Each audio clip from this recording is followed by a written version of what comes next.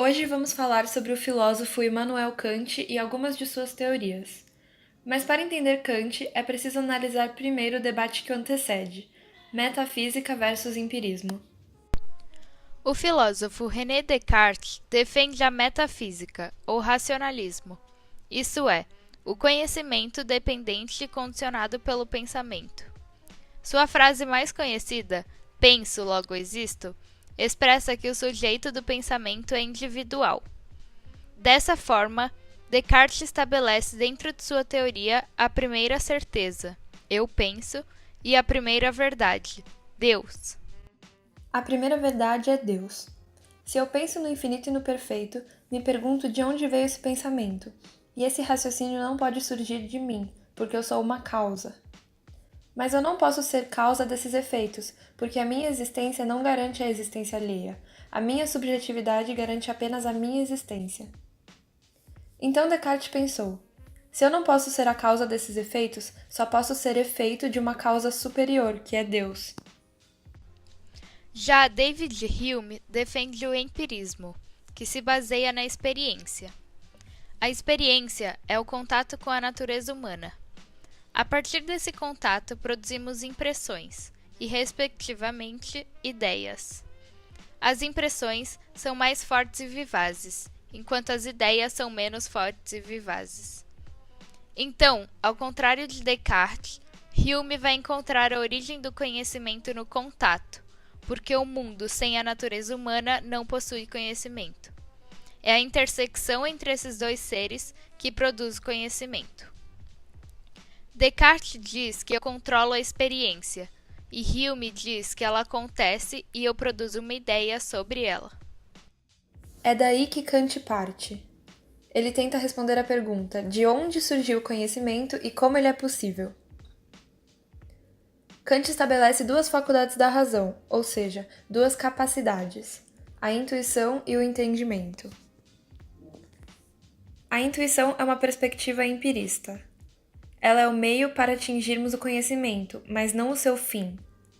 Nesse sentido, Kant trai Hume, porque diz que o conhecimento não é imediato e empírico em sua totalidade.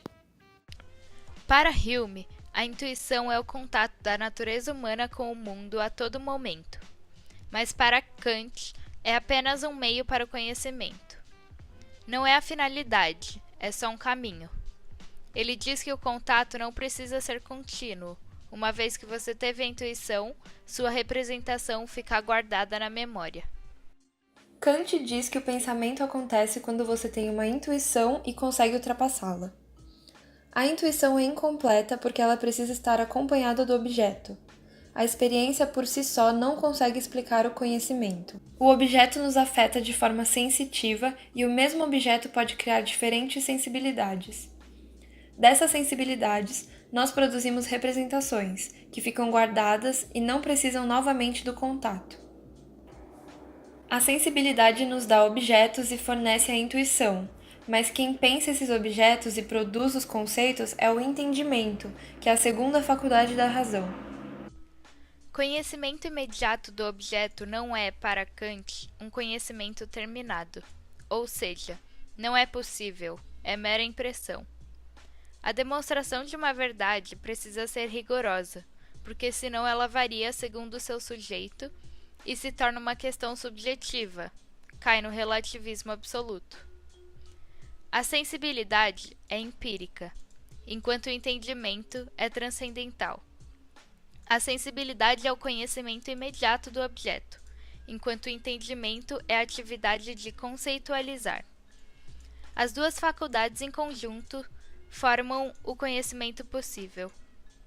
O entendimento é uma atividade da razão que independe da experiência, mas sem ela o conceito se esvazia. O que Descartes assume como uma prova de Deus, Kant assume ser um falso problema. Descartes diz que Deus existe porque deixou em mim marcado algo de perfeito e eterno, enquanto para Kant, Deus não é mais um problema filosófico porque é um conceito sem experiência. Se não teve intuição a ser organizada por esse conceito, Deus não é um conhecimento possível. Conhecimento depende da verdade, e a verdade independe do conhecimento. A sensibilidade produz intuições, e esse material intuitivo é compreendido e organizado pelo entendimento. Assim, temos o conhecimento possível. O conhecimento é produzido por duas faculdades, e não captado. A razão produz o que pode ser conhecido, a sensibilidade é uma intuição, e com ela eu produzo o conhecimento a partir do entendimento, que age em cima desse material intuitivo. O conhecimento interfere na verdade, a intuição é imediata e o entendimento é a organização. Imaginemos um café sendo feito. A água e o pó são a intuição. O filtro é o entendimento, que organiza e produz o café, que é o conhecimento. Esse café não se confunde com a mistura, porque foi feito por um processo. Então, eu não vou conhecer a verdade como ela mesma. Vou conhecer a verdade na qual eu, sujeito racional, interfiro. Kant chama isso de fenômeno. Esse fenômeno é o conhecimento. E ele aponta aquilo que é impossível de se conhecer, aquilo que resta, a coisa em si. No caso do café, a coisa em si é a borra. Outro é o exemplo do cubo. O cubo é um poliedro de 6 lados idênticos. No entanto, é impossível enxergar todas as suas faces simultaneamente. Enxergamos apenas a projeção virtual deles. Kant diz que não está no plano da sensibilidade ou do conhecimento que nós experienciemos simultaneamente todos os lados de um cubo, ou seja, não o conhecemos em si mesmo. Mas não poder compreender um cubo em si mesmo não significa que eu não possa reproduzir uma representação, ou seja, um fenômeno dele mesmo. O entendimento é responsável pela organização do material intuitivo. As categorias são instrumentos presentes na razão. Duas categorias principais são espaço e tempo. Mas só há como ter espaço e tempo se houver alguém que os perceba assim. Porque o nosso conhecimento diz respeito a nós mesmos. Ele começa em uma faculdade que é da minha razão. Só existe conhecimento quando as faculdades estão agindo em conjunto. Se eu penso o fenômeno, resta a coisa em si.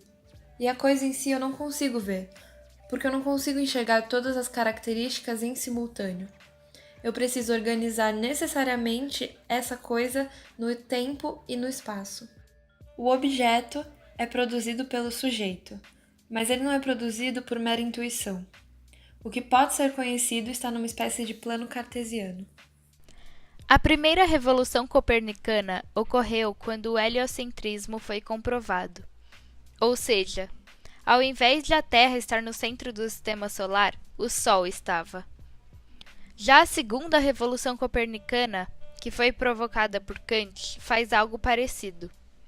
Ela diz que o sujeito está no centro do universo, e é ele quem determina o objeto. Não é mais o sujeito que orbita o objeto, é o objeto que depende do conhecimento.